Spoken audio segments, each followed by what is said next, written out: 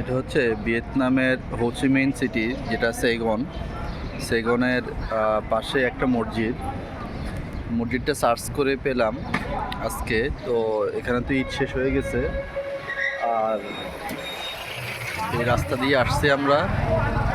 আর মসজিদের পাশেই একটা হালাল ফুডের স্টল আছে। এই যে এখানে মাছ, ডিম, মাংস, অন্য অন্য হালাল যে খাদ্যগুলো আছে, খাবার, ভাত, এগুলো পেয়ে যাবেন।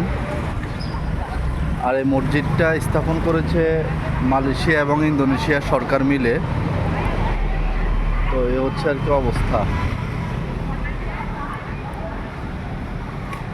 এই মসজিদটার নাম হয়েছে মসজিদ আল রহিম। মসজিদ আল রহিম।